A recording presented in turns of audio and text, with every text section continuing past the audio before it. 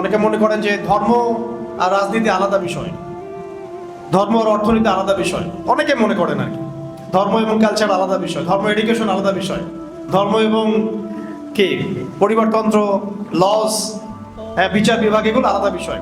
আল্লাহ পাক এখানে বলছেন যে আমি আদম আলাইহিস সালামকে সৃষ্টি করেছি অ্যাজ এ খলিফা। তো হু ইজ খলিফা?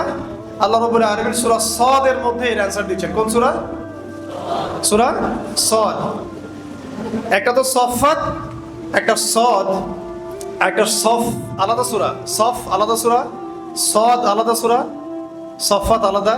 তো সূরা সদ এর মধ্যে আল্লাহ পাক খলিফার কাজটা বলেছেন, এর সাথে মুসলিম শব্দের সাথে কানেক্টেড এই কাজটা। সেটা হলো খলিফার কাজ কি? আল্লাহ পাক আরেকজন নবীকে খলিফা সম্বোধন করে বলছেন ইয়া দাউদ, ইয়া দাউদ। দাউদ আলাইহিস সালাম কে? সুলাইমান আলাইহিস সালামের বাবা, যিনি জেরুজালেম থেকে মানে বাইতুল মুকাদ্দাস থেকে, এই হোলি ল্যান্ড থেকে 40 বছর বিশ্ব পরিচালনা করেছিলেন এক সময়, ওয়ান্স আপন এ টাইম। ঠিক আছে?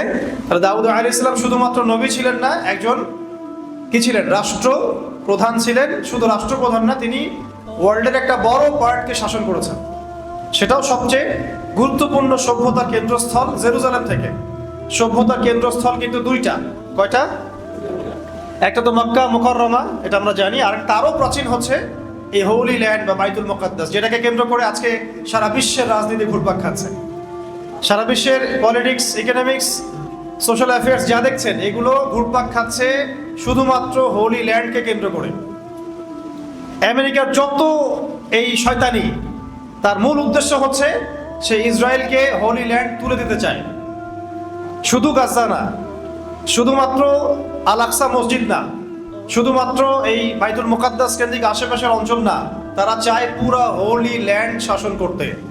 হোলি ল্যান্ড হচ্ছে সেই জায়গা যেখান থেকে দাউদ আলাইহিস সালাম এর আগে 40 বছর ওয়ার্ল্ডকে শাসন করেছিলেন, এবং তার পরবর্তীতে সুলাইমান আলাইহিস সালাম তিনিও আরো 40 বছর এই বিশ্বকে শাসন করেছিলেন। এবং এটাই সেই জায়গা যেখান থেকে অদূর ভবিষ্যতে ঈসা আলাইহিস সালাম আবার 40 বছর বিশ্বকে শাসন করবেন।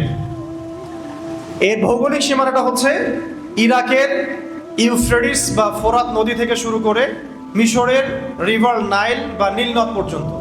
এই পুরো অঞ্চলে যতটুকু জায়গা আছে এটাকে বলা হয় হোলি ল্যান্ড বা আরদুল মুকাদ্দাসা। কোরআনে বলা হয়েছে আরদুল মুকাদ্দাসা। সারা ওয়ার্ল্ডের যা কিছু হচ্ছে, যা কিছু, প্রথম বিশ্বযুদ্ধ, দ্বিতীয় বিশ্বযুদ্ধ, IMF, world bank, United Nations, ইসরায়েলের দৌরত্ব, আমেরিকার ওর সাপোর্ট, ব্রিটেনের সাপোর্ট, অটোম্যানদেরকে ডিফিট করা, খেলাফাকে ধ্বংস করা, মুসলিম উম্মাগুলোকে টুকরা টুকরা করে বিভক্ত করা, যা কিছু ওয়ার্ল্ডে হচ্ছে একটা উদ্দেশ্যই হচ্ছে, সেটা হচ্ছে দাজ্জাল এবং তার অনুসারীরা এই হোলি ল্যান্ড দখল করে এইখান থেকে ওয়ার্ল্ডকে শাসন করতে চায়। বাস, খালাস, আর কিচ্ছু না।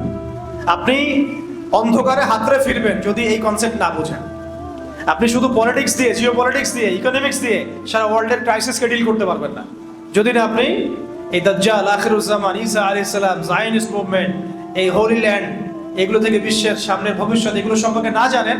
অন্ধকারে হাতড়ে ফিরবেন। একদিকে এমন ভাবে হাতড়ে ফিরবেন অন্ধকারে যে আপনি ইসরায়েলের এগেইনস্টে কথাও বলবেন, আবার আমেরিকার পাও চাটবেন। কথা কি বুঝতে পারছি? আপনি এমন ভাবে অন্ধকারে হাতড়ে ফিরবেন, কুল কিনারা খুঁজে পাবেন না, লিঙ্ক খুঁজে পাবেন না। এদিকে ইসরায়েলের এগেইনস্টে কথাও বলবেন যে হ্যাঁ, ইসরায়েল তো জুলুম করছে, নিষ্পাপ বাচ্চাদেরকে হত্যা করছে, মাদেরকে, বোনদেরকে ধর্ষণ করছে, ভাইদেরকে হত্যা করছে, কোনো জবাবদিহিতাও সে করছে না। মারার পরে যে একটা জবাবদিহিতা সেটাও তার করার প্রয়োজন হচ্ছে না।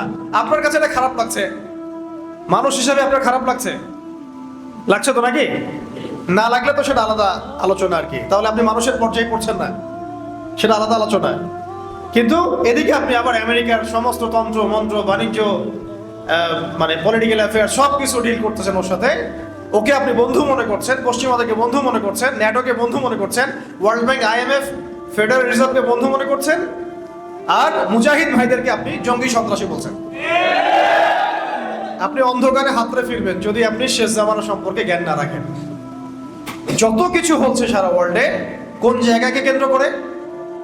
হোলি ল্যান্ড। এটা আগে ভালো করে বুঝেন। এবং হোলি ল্যান্ডের সাথে আমাদের কি সম্পর্ক?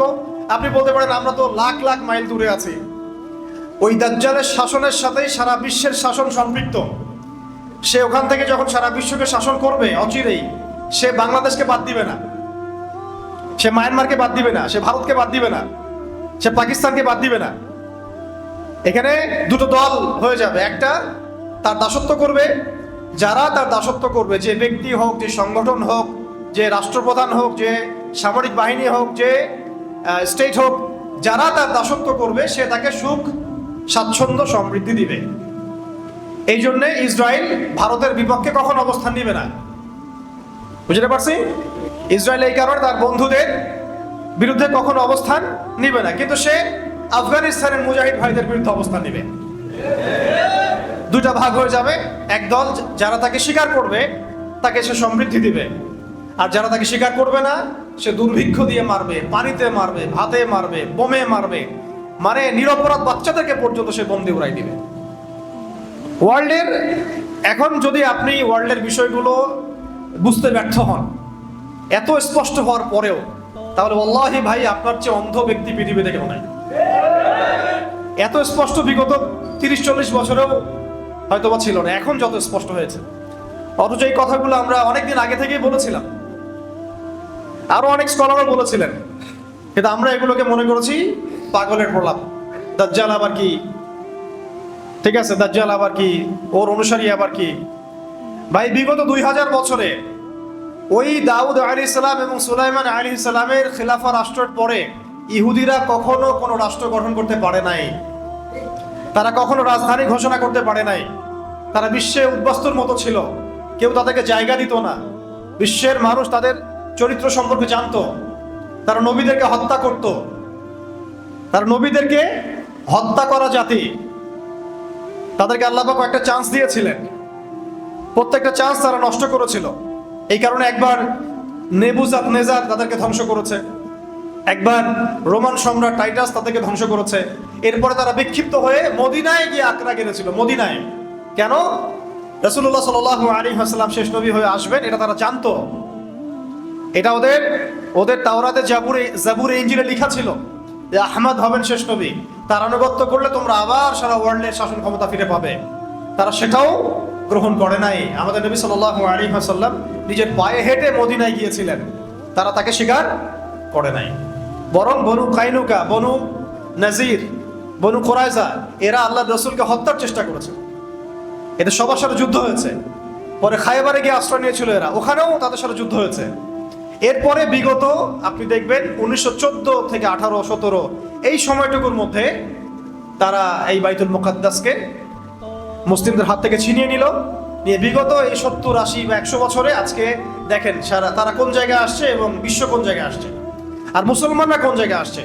এই অতীত, বর্তমান আর ভবিষ্যৎ, এটা যদি আপনি সমন্বয় করতে না পারেন, এটাকে যদি আপনি একটা সুতায় গাঁথতে না পারেন, আমি বলবো যে হারমোনিয়াসলি কম্বাইন করতে না পারেন, তাহলে ওই যে ক্রাইসিস, সংকট আর সমাধানের পথ আপনি বের করতে পারবেন না। অতীতও জানতে হবে, প্রেজেন্ট ওয়ার্ল্ড অ্যাফেয়ার্সও বুঝতে হবে এবং ফিউচারটাও জানা থাকতে হবে।